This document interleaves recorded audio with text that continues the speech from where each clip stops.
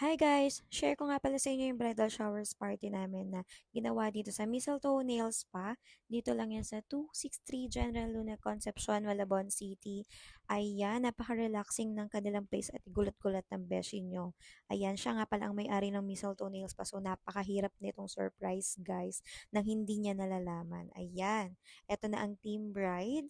Napakaganda dito guys. Nag-setup lang kami ng konting balloons.